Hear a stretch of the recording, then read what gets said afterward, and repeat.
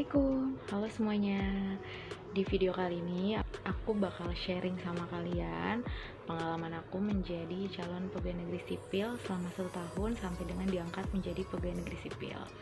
Sebelumnya aku ucapkan selamat kepada teman-teman yang telah berhasil lolos di seleksi CPNS tahun 2019 dan sedang menunggu untuk mendapatkan NIP dan sebentar lagi akan kerja di instansi masing-masing. Nah, hal yang perlu kalian ketahui adalah nanti setelah kita mendapatkan NIP, lalu kita akan menjalankan apa saja ya.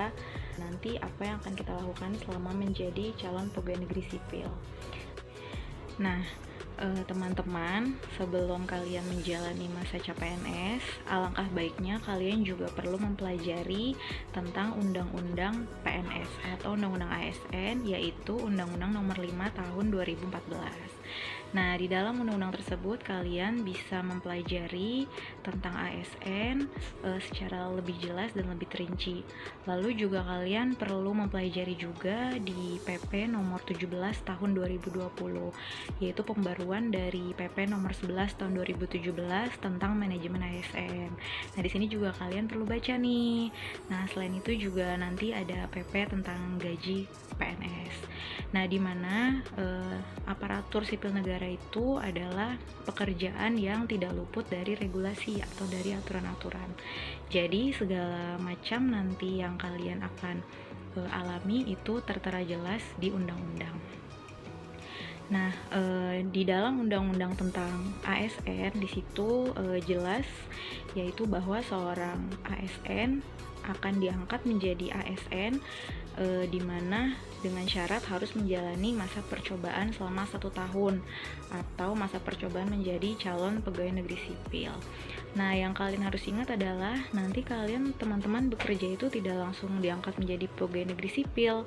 Jadi teman-teman baru menjadi calon pegawai negeri sipil atau CPNS. Dimana nanti SK yang teman-teman dapat itu SK-nya berupa pengangkatan calon pegawai negeri sipil. Jadi belum SK pegawai negeri sipil. Nah, di dalam SK CPNS itu nanti akan tertera gaji yang teman-teman dapat sebesar 80% dari gaji pokok.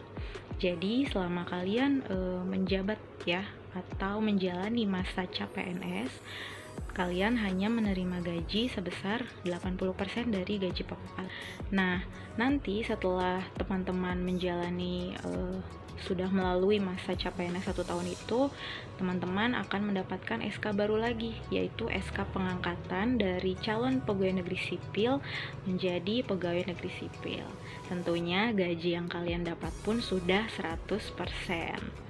Nah, nanti juga untuk jabatan fungsional seperti guru, perawat, bidan, dokter, itu nanti akan mendapatkan SK Jafung atau SK jabatan fungsional. Nah, itu juga nanti akan menambah income kalian. Karena nanti kalian akan mendapat tunjangan fungsional juga. Nah, sekarang kita bahas dulu apa sih yang akan kita jalani selama menjadi calon pegawai negeri sipil. Nah, yang perlu kalian ingat, di masa percobaan 1 tahun ini, kalian harus memperlihatkan kinerja yang baik, di kedisiplinan kerja yang baik, dan etika kerja yang baik. Karena selama 1 tahun pertama ini, kalian akan dinilai oleh atasan kalian langsung, selama kalian bekerja, apakah disiplinnya bagus, performa kerjanya bagus. Yang kita harapkan bukan hanya 1 tahun pertama, tapi ketika kalian sudah menjadi pegawai negeri sipil, kalian juga tetap konsisten menampilkan performa kerja yang bagus, tentunya buat kemajuan negara kita ya.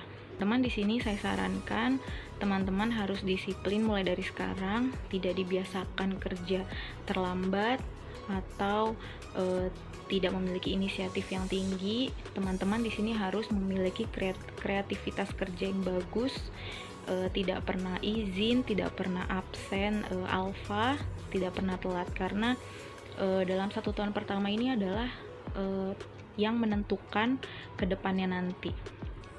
Jadi nanti saat sudah 1 tahun kalian akan mengikuti pemberkasan lagi untuk diangkat menjadi pegawai negeri sipil. Nah, dalam 1 tahun itu juga teman-teman akan menjalani namanya diklat sar ya, atau diklat prajabatan. Nah, ini adalah suatu hal yang wajib kalian jalani untuk sebagai syarat untuk diangkat menjadi pegawai negeri sipil. Nah, selama di Klatsar ini teman-teman nanti akan dikarantina selama kurang lebih 3 minggu bersama dengan rekan-rekan seperjuangan teman-teman, akan membahas tentang gaji atau salary. Nah, tentunya motivasi kalian menjadi CPNS apa nih sebelumnya? Nah, pada saat mendaftar, pasti kalian sudah mengetahui ya bahwa gaji seorang pegawai negeri sipil itu bisa dikatakan tidak terlalu kecil, tidak juga terlalu besar ya. Yang jelas cukup, karena gaji pegawai negeri sipil itu sudah diatur dalam undang-undang tahun 2019 ya. Undang-undangnya bisa teman-teman pelajari, bisa teman-teman baca, bahwa gaji pegawai negeri sipil itu diatur sesuai dengan golongan masing-masing. Jadi misal teman-teman daftar dengan ijazah D3, berarti masuknya golongan 2C. Nah, di situ di lampirannya sudah tertera tuh golongan 2C berapa. Nah, nanti saat teman-teman sudah mendapatkan NIP, teman-teman juga pemberkasan untuk gaji, salah satunya mengisi data keluarga. Karena nanti besaran gaji yang sudah menikah dengan besaran gaji yang masih single itu akan berbeda. Jadi lebih besar sedikit yang sudah menikah karena sudah masuk tunjangan keluarga ya, misal tunjangan suami atau tunjangan istri. Lalu besaran gaji yang sudah menikah dengan satu anak pun akan berbeda dengan besaran gaji yang sudah menikah belum punya anak. Jadi tentunya lebih besar yang sudah menikah dan sudah punya anak. Jadi nanti gaji pokok kalian dengan rekan kalian yang belum menikah itu tidak sama. Tentunya lebih kecil yang masih single. Itu dia. Karena tunjangan keluarga itu pun sudah diatur di undang-undang. Jadi masuk ke dalam gaji PNS. Nah, teman juga nanti akan mendapatkan tunjangan kinerja ya, atau tunjangan penghasilan tambahan.